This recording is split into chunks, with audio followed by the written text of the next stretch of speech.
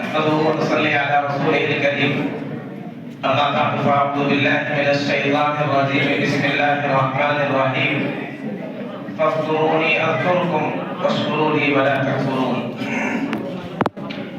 اسی آیت کریمہ کے ذریعے سے ایک طالب علم نے پروگرام کا آغاز کیا تھا، اس لیے اس آیت کریمہ کا میں نے سہارا لیا.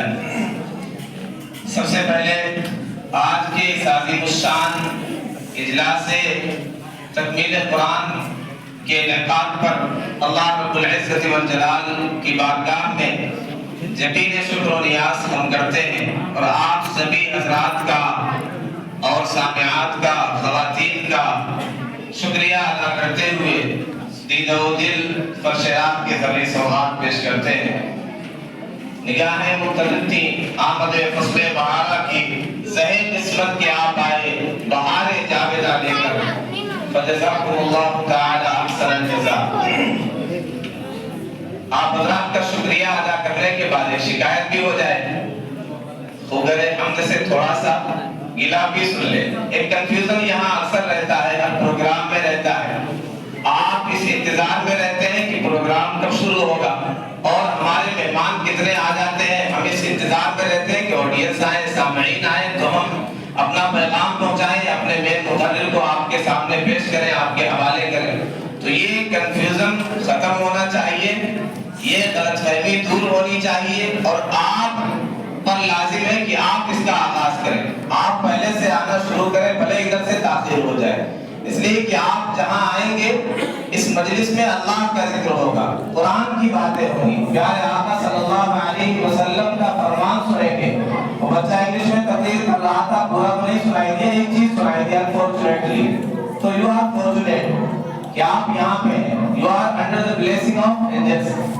فرشتوں کے سائے میں فرشتے ڈھانپ لیتے ہیں، رحمت اللہ کی اترتی ہے، سکینت نازل ہوتی ہے. اس لیے اگر آپ اس مجلس میں آ جائیں گے، تھوڑا انتظار کر لیں گے، تھوڑی سی مشقت برداشت کر لیں گے تو محروم نہیں رہیں گے. میں نے جس آیت کریمہ کی تلاوت کی، اللہ تعالیٰ نے ارشاد فرمایا فاذکرونی، تم مجھے یاد کرو، میرا تذکرہ کرو، میرا ذکر کرو. یا لہو من ندائن، ایک مفسر کہتے ہیں کیا شاندار ندا ہے اللہ کی طرف سے. اللہ عز و جل ہمیں کہہ رہے ہیں مجھے یاد کرو، میرا ذکر کرو، میرے ذکر کی مجلسوں میں حاضر ہوا کرو. آج دنیا اکثریت نیک کے پیچھے، فیم کے پیچھے، شہرت کے پیچھے، لائک کے پیچھے، آج دنیا اس کے پیچھے بھاگ رہی ہے. اور لائک کے لیے، شہرت کے لیے، نیک کے لیے کیا کچھ الٹی سیدھی حرکتیں کی جا رہی ہیں. مسلم گھرانے کی بچیاں ٹک ٹاک پر، فیس بک پر ریل بنانے میں کیسی کیسی الٹی سیدھی حرکتیں کر رہی ہیں. ہم سب نے دیکھا تھا چند سالوں پہلے ایک بچی نے دنیا میں ایک لمحے میں اتنی شہرت حاصل کر لی کہ سالہ سال تک کتنی ایسی بچیاں الٹی سیدھی حرکتیں کر کے ناچ کے ترک کے وہ شہرت حاصل نہ کر سکی. آپ سمجھ گئے ہوں گے کس بچی کی میں بات کر رہا ہوں، جسے نعرے تکبیر والی گرل کہا جاتا ہے. بنگلور کا واقعہ، اس نے کیا کیا تھا؟ بس اللہ اکبر یہ نعرہ لگایا تھا. تو میں یہ بتلانا چاہتا ہوں اس آیت کریمہ کی بچے نے تلاوت کی. ایک مفسر کہتے ہیں الشہرۃ الحقیقیۃ لیست علی الارض انما فی السماء. حقیقی شہرت اور فیم یہ زمین پر نہیں ہوتی ہے یا آسمان میں ہوتی ہے، یہ ملائے اعلیٰ میں ہوتی ہے. حدیث میں آتا ہے اگر بندہ اپنے جی میں تذکرہ کرے گا، اللہ کو یاد کرے گا، اللہ کا ذکر کرے گا، میں اپنے جی میں تذکرہ کروں گا. اگر اپنی جماعت میں تذکرہ کرے گا تو میں اس سے بہتر جماعت میں، فرشتوں کی جماعت میں اس کا تذکرہ کروں گا. تو حقیقی شہرت زمین میں نہیں ہوتی ہے، آسمان میں ہوتی ہے. اللہ کے یہاں، فرشتوں کے یہاں جس کا تذکرہ ہو جائے، اسے یاد کر لیا جائے، جو مشہور ہو جائے، پھر اس کے لیے تم میوت اور قبول، پھر اس کے لیے قبولیت رکھ دی جاتی ہے، اس کی شہرت لازمی ہو جاتی ہے. دنیا شہرت کے پیچھے بھاگتی بہت آسان نسخہ ہے. اللہ کو یاد کرے، اللہ کا ذکر کرے، ہم سب مشہور ہو جائیں گے. پیارے آقا صلی اللہ علیہ وسلم کا ذکر کرے، ہمیں دنیا میں شہرت بھی مل جائے گی، عزت بھی مل جائے گی، اور ساری چیزیں جو مطلوب ہے، محبوب ہے، وہ ساری چیزیں مل جائیں گی. آئیے یہ شہرت ایک عظیم شخصیت آپ کے علاقے کے، ہم سب کے محبوب انہوں نے اس مقام کو حاصل کیا ہے، اور ان کی حالت یہ ہے یحبنا و نحبہ، ایک ایسے شاعر جنہیں ہم بھی چاہتے ہیں، محبت کرتے ہیں، یہ بھی ہم سے محبت کرتے ہیں۔ کسی شاعر نے کسی موقع پر کہا تھا، حیدرآباد کے ایک نواب نے کہا تھا کہ اپنے یہاں نوکری چھوڑ کر کے میرے پاس آ جاؤ، میں تمہیں بہت اعزاز و اکرام انعام سے نوازوں گا۔ تو انہوں نے ایک شعر کہا تھا، دنیا اگر دہنگ نہ جنبم زدائے خیش، من بستم حنائے قناعت بپائے خیش، کہ اگر تم داد و دہش کی بات کرتے ہو منزل تک پہنچا ہی دیتا ہے۔ تو قاری باطن صاحب مائک کیسا بھی ہو، مجمع کیسا بھی ہو، الحمدللہ چونکہ پرانے شاعر ہیں اور ہم سب کے استاد شاعر ہیں، اس لیے منزل تک خود بھی پہنچ جاتے ہیں، راستے سے بھٹکتے نہیں ہیں، پروگرام کو بھی کامیابی تک، عروج تک، منزل تک پہنچانے میں اہم رول ادا کرتے ہیں۔ الحمدللہ ایک سماں باندھ دیا۔ اب آپ سے گزارش ہے، نبی اکرم صلی اللہ علیہ وسلم کا فرمان ہے، لیرینی منکم اولو الاحلام والنہی، کہ میرے قریب تم میں سے وہ لوگ رہے جو شعور والے ہیں، جو عقل والے ہیں، جو سوجھ بوجھ والے ہیں۔ یہ نماز کے متعلق ہے۔ تو نماز میں اصول یہ ہے، صفوں کی ترتیب یہ ہے کہ امام کے پیچھے جو وہ شعور والا ہو، سمجھ بوجھ والا ہو، مسئلے مسائل سے واقفیت رکھنے والا ہو، بچے پیچھے رہتے ہیں۔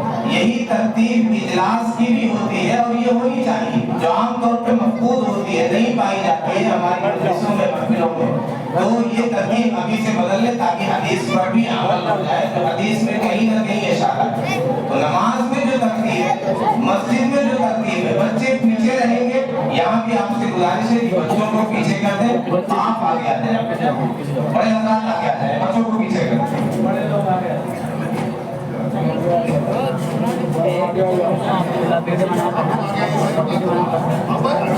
آئیے آئیے،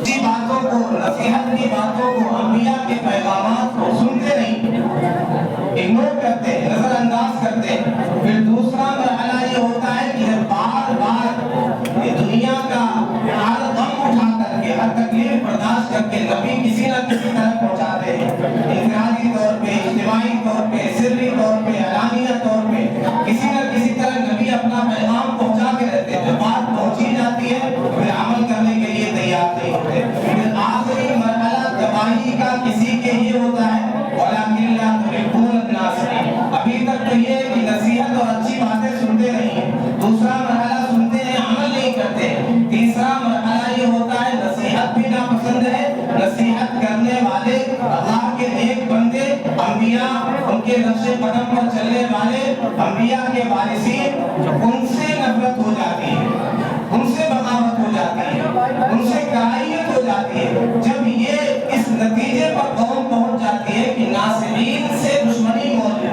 وَلَكِنْ لَا تُحِبُّونَ النَّاصِحِينَ، خیر خواہوں کو جب پسند نہیں کرتے، ان سے نفرت کرنے لگ جاتے ہیں، تو اللہ کے عذاب کا کوڑا برستا ہے۔ تو ہمارے لیے غنیمت ہے، یہ اکابرین، علماء ربانیین، ہمیں یہ میسر ہے، یہ ہماری مجلسوں کی رونق ہے، اور ایسے ایسے اکابرین ہیں، علماء ربانیین ہیں، بہت سے اکابرین، بہت سے مقررین، جن کے بارے میں ہم اپنے یہاں پروگرام کرتے ہیں، بلاتے ہیں، جھمیلا ہوتا ہے، لمبا خرچہ ہوتا ہے، بہت کچھ کرنا پڑتا ہے، لیکن الحمدللہ آج ہمارے جو مقرر خصوصی ہیں، حضرت مولانا احمد سراج صاحب، یہ کئی سالوں سے ہمارے ہر پروگرام کی رونق ہے، بلکہ اگر حضرت نہ ہو تو ہمارا پروگرام بے رونق رہتا ہے، پھیکا رہتا ہے، نامکمل رہتا ہے۔ اس مدرسے کے لیے خاص طور پہ ہم سب کے لیے یہ جو مجلس سجی ہے، یہ جو ہال آپ دیکھ رہے ہیں، اس کی جو رونق ہے، اس میں اس کی بنیادوں میں حضرت کا تن من دھن سب لگا ہے، پسینہ بھی لگا ہے اور مال بھی لگا ہے، اور ہر قدم پر جہاں بھی ہم لوگ اشارہ کرتے ہیں، آواز دیتے ہیں، الحمدللہ حضرت ہر اعتبار سے ہم سب کو سپورٹ کرتے ہیں، ہم سب کی پشت پناہی کرتے ہیں۔ تو ہمارے لیے بہت بڑی نعمت ہے، جیسے حضرت والا ہمارے اجلاس کی، ہر محفل کی رونق ہوتے ہیں، ہم اللہ تعالیٰ سے دعا گو ہیں، اور ہم سب کو اپنی نمازوں میں خاص طور پہ دعا کے موقع پر حضرت والا کی رونق کے لیے، صحت کے لیے، عافیت کے لیے مستقل دعائیں کرتے رہنا چاہیے۔ ایک جملہ کہا جاتا ہے مدارس میں، اذا تکرر تقرر، کہ جب بات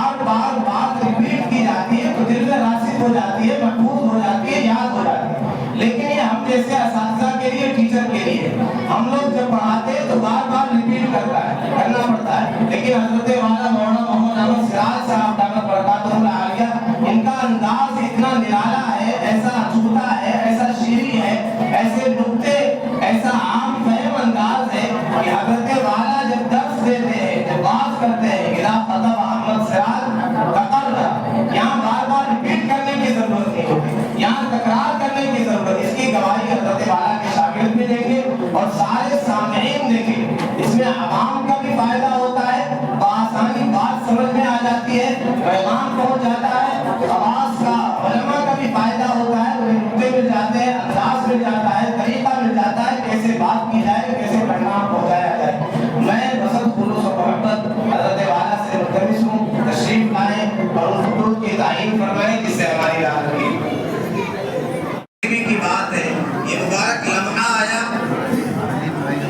اسے چھوڑیے، لوگ دنیا کی چیزوں پہ خوش ہوتے ہیں، خوشی دو طرح کی ہوتی ہے، ایک اللہ کی رحمت پر، اللہ کی نعمت پر، توحید پر، قرآن کی دولت پر، یہ خوشی، اس پہ خوشی، خوش ہونے کا تذکرہ ہے قرآن میں، الحمدللہ وبرحمتہ فبذالک فلیفرحوا، اس پر خوش ہو جائیں، وہ خیر مما یجمعون، اس لیے کہ یہ وہ دولت ہے، دنیا والے جو کچھ بھی جمع کر رہے ہیں، سیم و زر، مال و دولت، دنیا والے جو کچھ اکٹھا کر رہے ہیں، اس سے بڑھ کر کے دولت قرآن کی دولت ہے۔ الحمدللہ یہ قیمتی دولت ان معصوم بچوں کے سینوں میں محفوظ ہوئی ہے، یہ بچوں کے لیے، بچوں کے والدین کے لیے، اساتذہ کے لیے انتہائی مبارک لمحہ ہے۔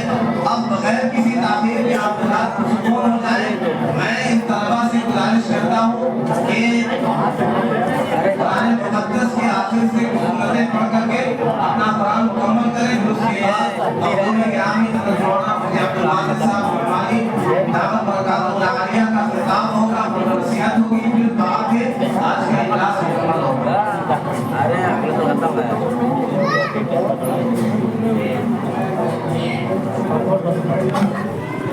عالم المرض الباطن، یہ بات تو معلوم ہے، اب کوئی جانتا ہے کہ وہ علاج، وہ نشتر لگانا اس میں کچھ تکلیف تو ہو، درد تو ہو، لیکن فائدہ پہنچائے، نفع بخش ہو، وہ اس مرض سے اور اس مرض کے درد سے جو باقی رہ جائے نشتر نہ لگانے کی وجہ سے، یہ تکلیف، یہ نشتر لگانا بہت ہی مفید ہے، بہت ہی بہتر ہے۔